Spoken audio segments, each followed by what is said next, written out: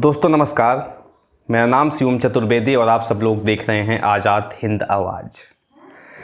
दोस्तों आज मैं बात करूंगा बिहार के चुनाव को लेकर। कौन जीतेगा बिहार? क्या आरजेडी की लालटेन जलेगी या चलेगा जेडीयू का वान?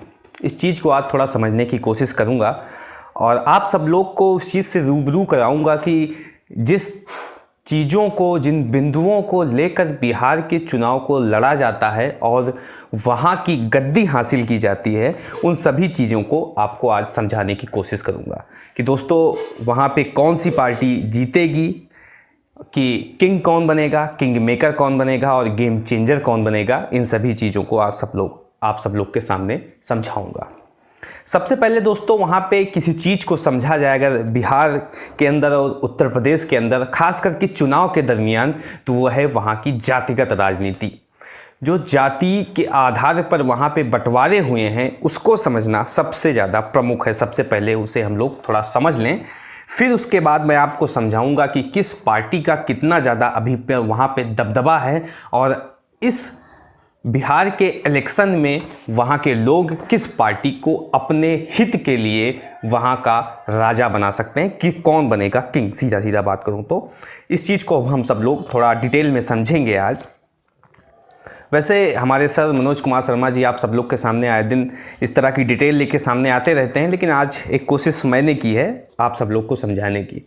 तो सबसे पहले वहाँ के जाति के आधार पे जो बंटवारे हुए हैं उसको समझ लेते हैं, फिर उसके बाद चीज़ें समझेंगे।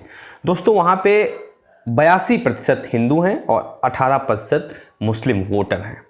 मतलब 82% हिंदू वोटर और 18% मुस्लिम अल्पसंख्यक, जिसमें 17.5 हैं मुस्लिम और 0.5% जो हैं अल्पसंख्यक हैं।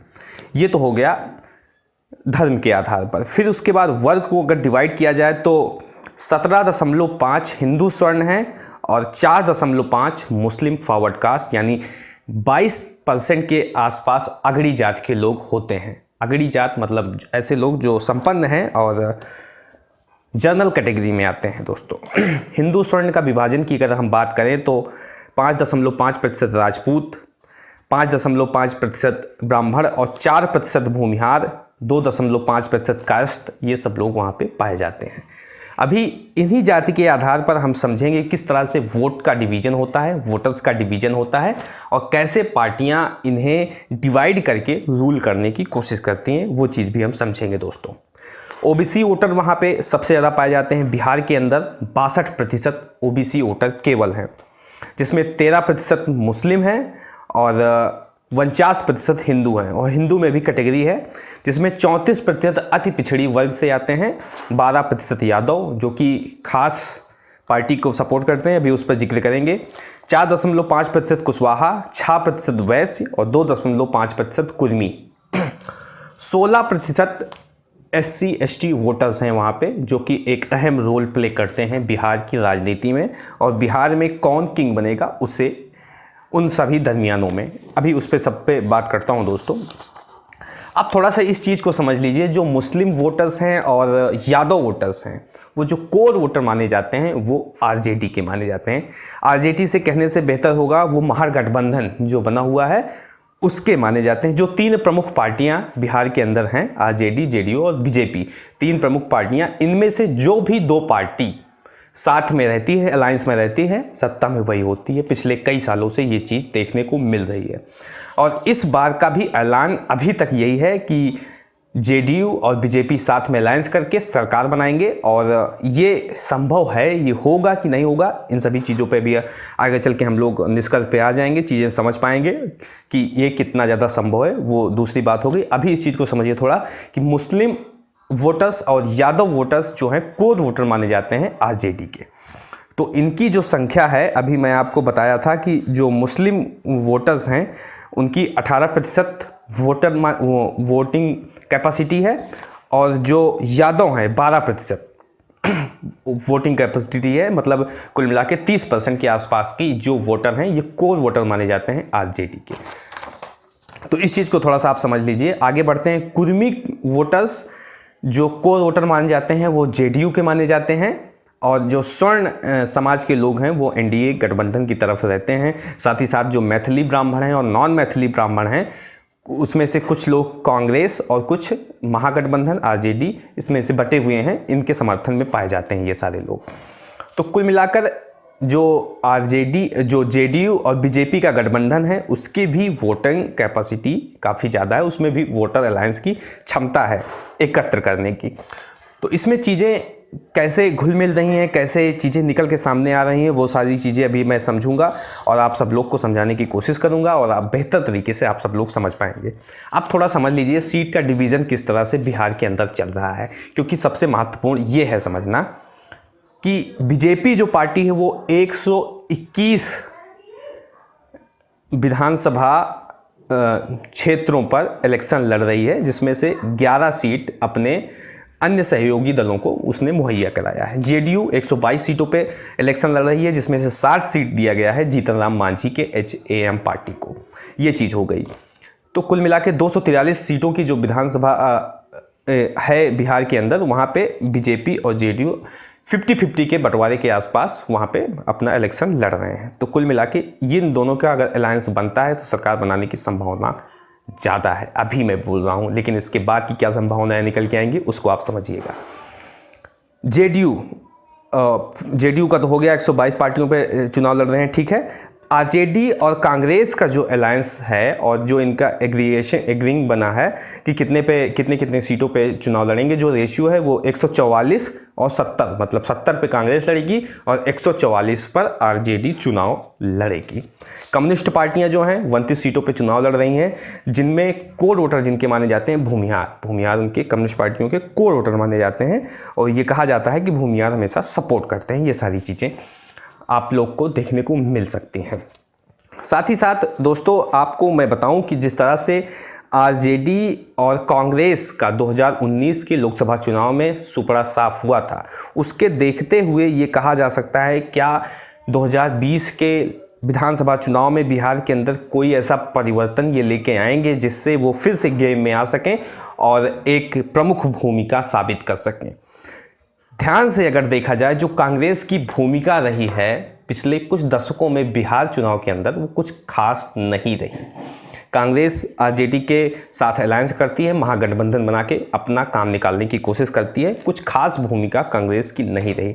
लेकिन इस चुनाव में क्या कुछ खास हो सकता है बिहार चुनाव के अंदर कांग्रेस के द्वारा, ये समझने वाली बात है। क्योंकि लगातार जिस कोरोना काल में जिस तरह से प्रमुखता के साथ प्रियंका गांधी और राहुल गांधी की सक्रियता राजनीति के अंदर बढ़ी है, चाहे उत्तर प्रदेश में हो या फिर दिल्ली की राजनीति हो, इन सभी जगहों पे वो असर कहीं ना कहीं बिहार चुनाव के अंदर डाल सकता है। ये तो हो गया एक जातिगत समीकरण और बिहार में कौन सी पार्टी लड़ रही है, कितनी सीटों पर लड़ रही है, ये सारी चीज़ें। अब थोड़ा सा आप ये समझ लीजिए कि इस समय का माहौल क्या है, इस समय के हालात क्या हैं और जनता का रुख किसकी तरफ है, इसको समझना सबसे ज़्यादा महत्वपूर्ण है दोस्तों। अभी तक के जो हम लोगों के रिपोर्टर्स वहाँ पे जो काम कर रहे हैं लोकल लेवल पर, ग्राउंड लेवल पर, उनकी माना जाए और ऐसे बहुत सारे सर्वेज़ हैं जिनकी बातें मानी जाए, तो जनता के अंदर बहुत ज़्यादा आक्रोश है, बहुत ज़्यादा गुस्सा है। खास करके जो प्रवासी मजदूर हैं, जो शहरों से, बड़े बड़े शहरों से लौट कर अपने घर गए थे, पैदल घर गए थे और बहुत सारे लोगों की जान भी चली गई थी रास्ते में, और इन सभी चीज़ों के दरमियान उन सभी लोगों का बहुत ज़्यादा गुस्सा है तत्कालीन सरकार को लेकर। और जिस तरह के जुमले लगातार बीजेपी पार्टी द्वारा परोसे जा रहे हैं, उससे बहुत ज़्यादा वहाँ के आम जनता के अंदर गुस्सा है। और किसान बिल जो आया अभी, ये भी एक फैक्टर बिहार चुनाव के अंदर साबित जरूर होगा दोस्तों। तो एक तरह से देखा जाए तो जातिगत समीकरण को समझा जाए और जो वहाँ की अभी तक की तथाकथित पॉलिटिक्स रही है, जाति के आधार पे बंटवारा और सीटों का लेन देन, उसका हेर फेर, उन सभी चीज़ों में, और अभी का जो वहाँ का समीकरण चल रहा है, जो माहौल चल रहा है, जो एक अंदाज चल रहा है बिहार का, उस चीज़ को भी समझा जाए तो कहीं ना कहीं इसमें बीजेपी और जेडीयू को बहुत ज़्यादा नुकसान होने वाला है। और ये भी अनुमान लगाया जा रहा है कि आने वाले समय में जेडीयू, जो कि बीजेपी के साथ अलायंस करके पिछले 5 साल से सरकार चला रही है, वो बीजेपी के साथ अलायंस तोड़ के महागठबंधन के साथ जुड़ के सरकार बना सकती है। इसकी भी संभावनाएं जताई जा रही हैं, क्योंकि बीजेपी इसमें बुरी तरीके से पस्त होने वाली है और ये साथ साथ जेडीयू को भी ले डूब सकती है। ये चीज़ सुनाई पड़ रही है, अभी तक के जो नतीजे निकल के सामने आ रहे हैं। जीतन राम मांझी और एलएनजेपी, जो कि रामविलास पासवान की पार्टी है, और रामविलास पासवान जी अब इस दुनिया में नहीं रहे, उनकी आत्मा को बहुत बहुत शांति। उनके जो बेटे चिराग पासवान हैं, जो as a solo party Bihar में चुनाव लड़ने की कोशिश कर रहे हैं, वो क्या इफेक्ट डाल सकते हैं वो देखने वाली बात होगी, क्योंकि उसका बहुत ज़्यादा भी प्रिडिक्शन लगाना संभव नहीं है। क्योंकि क्या होता है दोस्तों कि कई बार जनता भावुक रूप से और इमोशनली अटैच होकर सपोर्ट कर भी देती है, और बहुत सारी ऐसी बात देखी गई है कि जनता सपोर्ट नहीं करती। तो कोई बड़ा प्रेडिक्शन नहीं लगाया जा सकता, हाँ, लेकिन एज अ फैक्टर इफेक्ट जरूर करेंगे। एक पार्टी और है जिसका नाम आप सब लोगों ने बहुत बार इस बिहार के चुनाव में सुना होगा, लेकिन कुछ खास करतब दिखाने के मायदा वो नहीं रखती है, AIMI, जो कि अजहरुद्दीन अवैसी की पार्टी है। तो वो अगर बिहार में कई सारे सीटों पे चुनाव लड़ती है, अभी तक कुछ ऐसा चीज़ देखने को नहीं मिली, तो वो कहीं ना कहीं प्रो बीजेपी की तरफ दिखाई पड़ रही है। बीजेपी को फ़ायदा हो सकता है उसके बिहार में चुनाव लड़ने से, क्योंकि सीधा बात यह है, आप इस चीज़ को समझ लीजिए, अगर AIMI गेम में आती है और बिहार विधानसभा चुनाव को लड़ती है, तो उसमें बीजेपी पार्टी जो है दोस्तों, उसके वोट जो हैं वो पोलराइज होके उसके पास आएंगे, और जो मुस्लिम वोट हैं वो पोलराइज होके AIMI के पास चले जाएंगे। तो जो मुस्लिम वोटर्स का पोलराइजेशन होगा, उससे सीधा फ़ायदा बीजेपी को होने वाला है दोस्तों।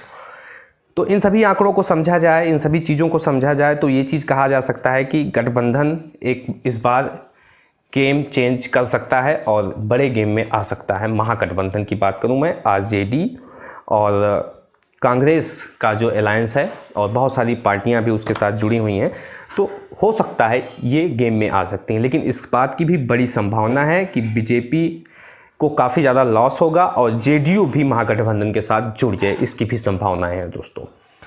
बाकी दोस्तों, आपकी राय क्या है इस वीडियो को देखने के बाद, उसको कमेंट बॉक्स में बताएं। साथ ही साथ वीडियो को लाइक ज़रूर करें और चैनल को सब्सक्राइब करें। मिलते हैं इसी तरह किसी और वीडियो के साथ।